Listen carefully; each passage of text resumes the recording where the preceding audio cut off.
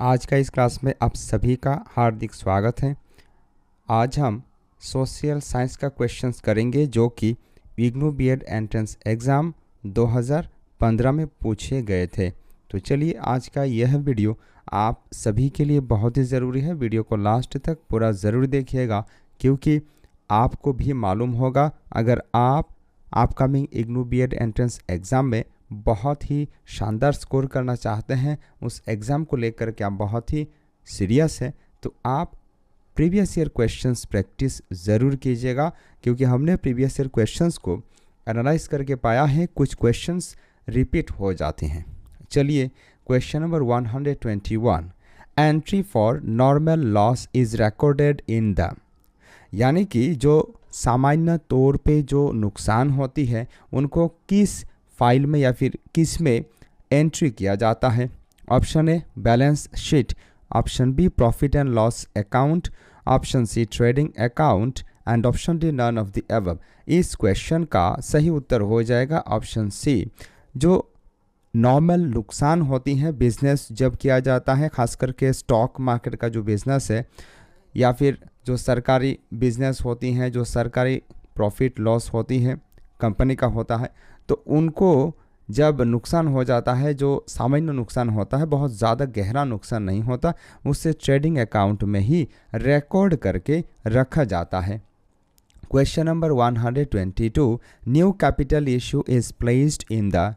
New capital issue मतलब एक ऐसा, ये मार्केट का ऑनलाइन जो स्टॉक मार्केट होती है जहां सिक्योरिटीज़ को या फिर जो बॉन्ड से उनको सेल किया जाता है या परचेज किया जाता है। सेकेंडरी मार्केट खास करके होता है जहां इन्वेस्टर्स पहली बार स्टॉक या फिर सिक्योरिटीज़ बाय या सेल करते हैं। प्राइमरी मार्केट होते हैं जहां सिक्योरिटीज़ को क्या किया जाता है, बेचा जाता है, ख़रीदा जाता है, इशू किया जाता है या फिर बनाया जाता है। और याद रखिएगा जो प्राइमरी मार्केट है, ये प्राइमरी मार्केट को न्यू इशू मार्केट भी कहा जाता है और उसमें जो कैपिटल यूज़ किया जाता है, इशू किया जाता है, उसे ही न्यू कैपिटल कहा जाता है। ऑप्शन ए है सेकेंडरी मार्केट, तो पहले ही हमने बता दिया what is secondary market. Option B primary market, तो इस क्वेश्चन का सही जवाब हो जाएगा प्राइमरी मार्केट। नया जो कैपिटल होता है उससे प्राइमरी मार्केट में ही इशू किया जाता है। ब्लैक मार्केट, ब्लैक मार्केट का मतलब है ऐसा एक मार्केट जहां लेन देन तो होता है लेकिन उस लेन देन में कहीं ना कहीं कुछ इलीगल ट्रांजैक्शंस हो या फिर कुछ इलीगल ज़रूर जिसमें शामिल होता है, जिस प्रोसेस में शामिल होता है, जिस मार्केट में शामिल होता है, उसे ब्लैक मार्केट कहा जाता है। Question number 123, which article of the constitution provides the parliament the power to amend the constitution. हमारे संविधान का कोई अगर संशोधन किया जाना चाहिए, कोई अगर संशोधन करने की आवश्यकता हो, तो इसमें कुछ बदलाव जो करते हैं ना, उससे कॉन्स्टिट्यूशनल पार्लियामेंट द्वारा किया जाता है, उससे अमेंडमेंट कहा जाता है। संविधान को संशोधन करने का कार्य होता है। तो ये कौन सी आर्टिकल में दिया गया है, ये जो क्षमता है, ये जो पावर है, ये हमारे संविधान का आर्टिकल 368 में दिया गया है। देयरफॉर ऑप्शन सी इस क्वेश्चन का सही जवाब होगा।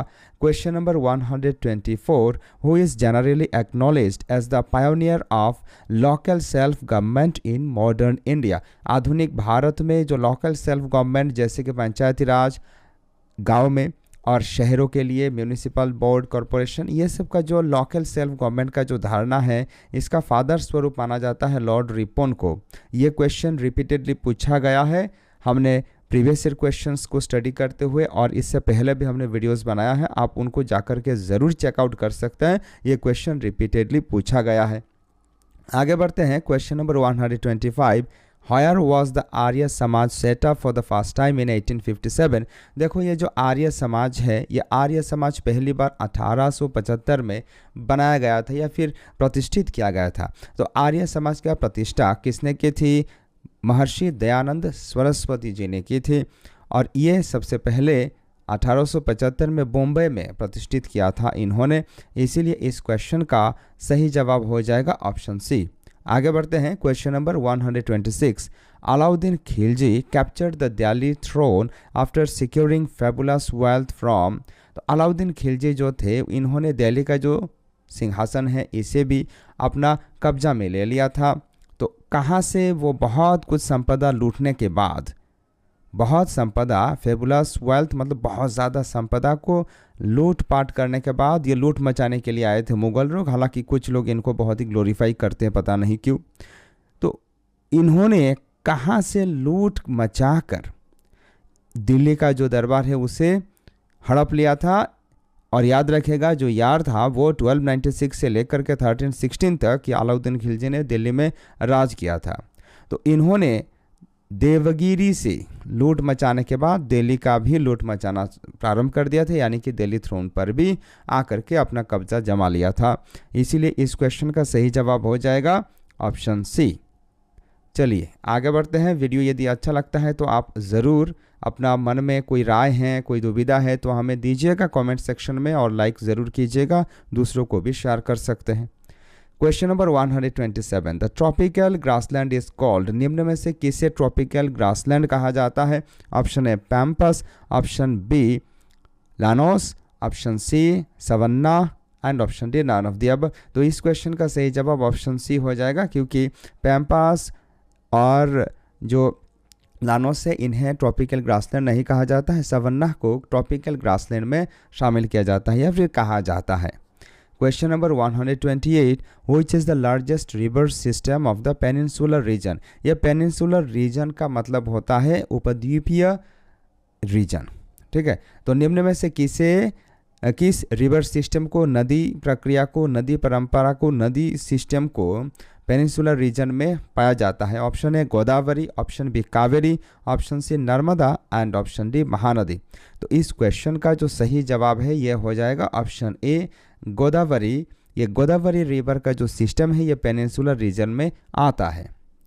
क्वेश्चन नंबर 129, बुलंद दरवाज़ा इज एसोसिएटेड विथ, बुलंद दरवाज़ा किसके साथ जुड़ा हुआ है? बुलंद दरवाज़ा को बनाया गया था 1601 में, खास करके गुजरात को जीतने के बाद अकबर ने यह बुलंद दरवाज़ा बनाया था, ठीक है। तो ऑप्शन सी हो जाएगा इस क्वेश्चन का सही उत्तर। आगे बढ़ते हैं। Question number 130, Malik Kafur was the general of which sultan, निम्न में से किस सुल्तान का गवर्नर जनरल या फिर जनरल मालिक काफूर हुआ करते थे? Option A Balban, option B Alauddin Khilji, option C Mohammad bin Tughlaq and option D Firoz Shah Tughlaq. इस क्वेश्चन का सही जवाब हो जाएगा ऑप्शन बी अलाउद्दीन खिलजी का जनरल हुआ करते थे मालिक Kafur. Question number 131, the Indian सब continent was originally a part of, ये क्वेश्चन बड़ा ही कंफ्यूज कर सकता है और जिनको मालूम नहीं है वो फटाफट आर्यवर्त ही सही जवाब देंगे। यानी कि यहाँ पूछा जा रहा है कि भारत का जो उपमहाद्वीप है सब कॉन्टिनेंट ऑफ इंडिया ही या फिर इंडियन सब कॉन्टिनेंट है, यह असल में किसका पार्ट हुआ करता था? ऑप्शन ए है Jurassic island, option B Angaraland, option C Aryavarta and option D Gondwana land. तो इस क्वेश्चन का सही जवाब ऑप्शन डी होगा, गोंडवाना या फिर गोंडवाना लैंड का ही अंश हुआ करता था इंडियन सब कॉन्टिनेंट। इसमें अफ्रीका, एंटार्क्टिका भी शामिल हुआ करती थी, ठीक है।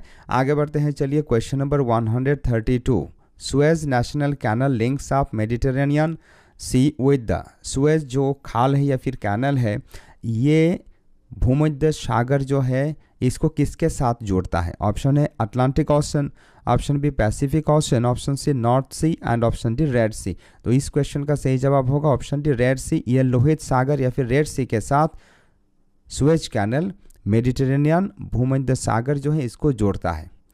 Question number 133, Karl Marx book Das Kapital was published in, Karl Marx ने एक किताब लिखा था जिसे दास कैपिटल नाम से जाना जाता है और ये किताब कब पब्लिश हुआ था?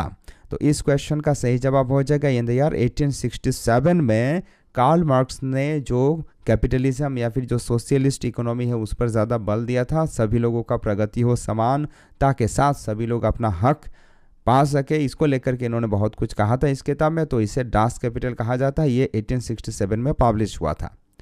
Question number 134, who propounded the market law, किसने मार्केट लॉ को प्रोपाउंड किया था?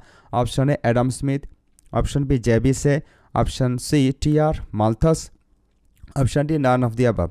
तो इस क्वेश्चन का जो सही जवाब है ये हो जाएगा ऑप्शन बी जेबी से। तो जेबी से ये जो है ये एक फ्रेंच इकोनॉमिस्ट हुआ करते थे और इनका पूर्ण नाम था जीन बैप्टिस्ट से, और इन्होंने ही मार्केट लॉ को लाया था। यानी कि मार्केट का जो नियम है, जब सप्लाई ज़्यादा होगा तब क्या होता है, डिमांड थोड़ा कम जाता है, और जब डिमांड ज़्यादा होता है तो सप्लाई बढ़ता है। कुछ इस प्रकार के नियमों के बारे में इन्होंने बात किया था। आगे बढ़ते हैं, question number 135, the doctrine of lapse owed its origin to. The doctrine of lapse को किसने लाया था? तो इस क्वेश्चन का सही जवाब होगा ऑप्शन बी, लॉर्ड डालहौसी।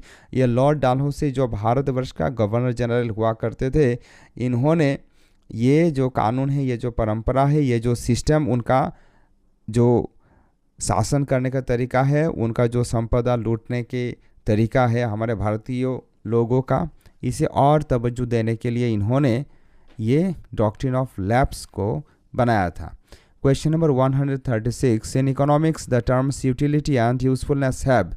अर्थशास्त्र में या फिर इकोनॉमिक्स में ये जो दो शब्द हैं, यूटिलिटी का मतलब होता है उपयोगिता, कितनी महत्व है एक चीज़ का, एक रिसोर्स का, ठीक है, उसे यूटिलिटी कहा जाता है। यूजफुलनेस वही चीज़ को कहा जाता है। आमतौर पे अगर हम इन जनरल सेंस बोलेंगे तो लगभग दोनों ही शब्द का मतलब एक ही होता है, लेकिन इकोनॉमिक्स में दोनों का अलग अलग मतलब होता है। ऑप्शन ए है सही मीनिंग। देखो, ये इकोनॉमिक्स में, अर्थनीति में सेम समान अर्थ दोनों का नहीं होता है। Option B, different meaning. Yes, इस क्वेश्चन का सही जवाब ऑप्शन बी होगा, क्योंकि ये जो दोनों टर्म है, यूटिलिटी और यूजफुलनेस, ये दोनों ही टर्म अलग अलग है। आगे बढ़ते हैं, question number 137, who among the following was the first female governor of A state in free India. Free India यानी कि इंडिपेंडेंट इंडिया में निम्न में से कौन सा एक महिला ऐसी थी जो कि पहला गवर्नर बनी थी? तो इस क्वेश्चन का सही जवाब हो जाएगा option A, Mrs Sarojini Naidu. इनको उत्तर प्रदेश का गवर्नर बनाया गया था 15 अगस्त 1947 में, जब हमारे देश आज़ाद हुआ था, तब से ही इनको गवर्नर बना दिया गया था।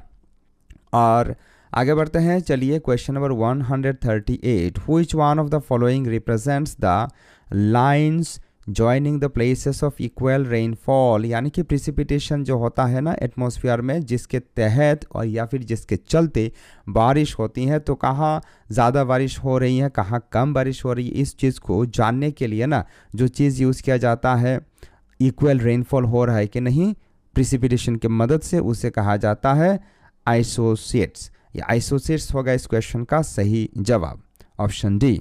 आगे बढ़ते हैं, question number 139, in Faizabad the revolt of 1857 was led by. Faizabad में 1857 का रिवॉल्यूशन जो हुआ था, जिसे सिपाही विद्रोह नाम से जाना जाता है, सेपोई म्यूटिनी के नाम से जाना जाता है, तो उस सेपोई म्यूटिनी का मंगल पांडे, मनीराम देवान प्रमुख लोगों ने, इसके साथ साथ तात्या तोपे, झांसी की रानी, सब ने मिलकर के पार्टिसिपेट किया था। तो फैज़ाबाद में इस आंदोलन को लीड किया था अहमदुल्ला ने। तो इस क्वेश्चन का सही जवाब ऑप्शन ए हो जाएगा। आगे बढ़ते हैं, question number 140, the relationship between the value of money and the price level in an economy is. एक इकोनॉमी में जो वैल्यू ऑफ मनी, मुद्रा का जो दाम है, मुद्रा का जो मूल्य है, इसके साथ प्राइस लेवल का क्या संपर्क होता है? ऑप्शन ए, डायरेक्ट रिलेशनशिप। देखो, इनका डायरेक्ट कोई संपर्क नहीं होता है, इनका जो संपर्क है ना ये उल्टा होता है, ये इन्वर्स होता है। इसीलिए इस क्वेश्चन का सही जवाब ऑप्शन बी हो जाएगा। और ये प्रोपोर्शनल भी नहीं होता है, स्टेबल भी नहीं होता है, ये उतार चढ़ाव करता रहता है। डियर स्टूडेंट्स, आज का वीडियो में बस इतना ही। मिलते हैं आपसे अगला क्लास में और एक सेक्शन के साथ। तब तक के लिए आप इसी प्रकार पढ़ाई करते रहिए, आगे बढ़ते रहिए। नमस्कार, जय हिंद।